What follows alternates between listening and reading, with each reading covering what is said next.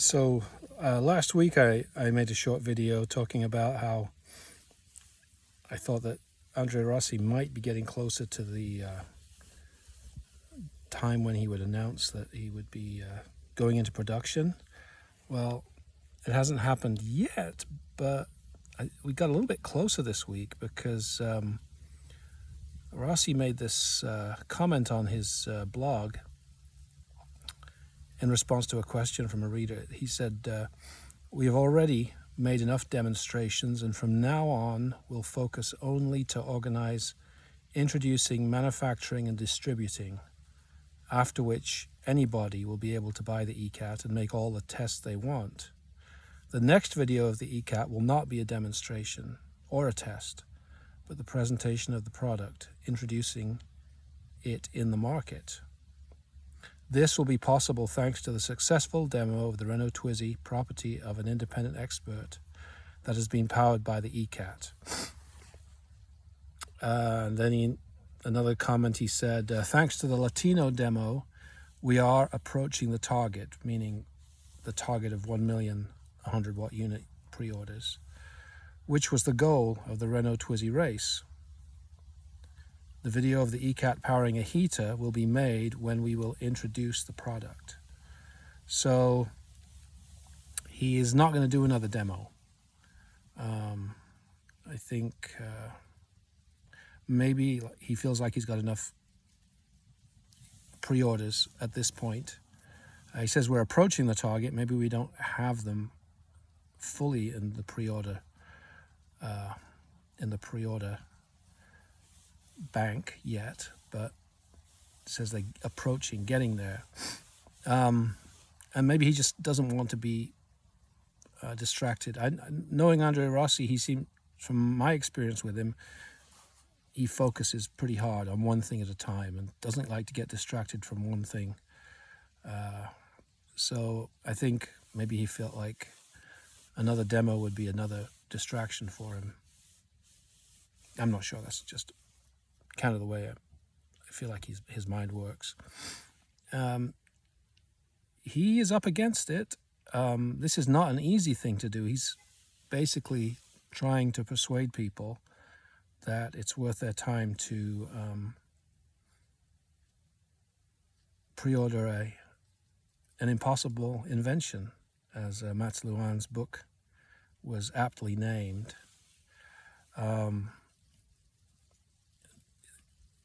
You hear the common refrain is, "It's too good to be true." And, there's a lot of wisdom in that saying. But my feeling is, in this case, it is good and it is true. And so, I think if he's got it, why not push for this? He's a very tough and determined man, and he's getting very little coverage from any media outside a very small circle, and the experts are certainly not helping him. And most experts will say that what he's claiming is impossible and that obviously it should be disregarded. But in his favor, he does have, thanks to the internet and his website and his YouTube, he has a global audience. As I realized when I went to the Latino, he had people from all over the world, or representatives from all over the world. So they had heard about him and they felt it was worth their time to be there. He has basically no competition. I don't think there's anybody with a comparable product at a comparable state of development. I mean, there are certainly people working in the LENR world and related areas, but I don't think anyone is as advanced as he is at this point, especially with the, as he showed with the EV, he can produce plenty of energy indefinitely, probably. And he's he's got the first mover advantage. You look at history, not the people who are the first movers don't necessarily end up being the most successful, but they certainly do an important job of inspiring other people. And there's no doubt that Rossi will get competition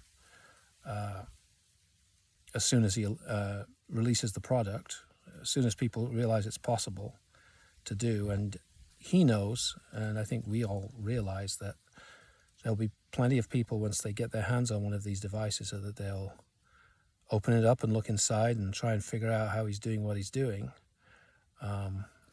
So I think it's inevitable that there will be much greater competition. I think he's possibly thinking that it's necessary for him to,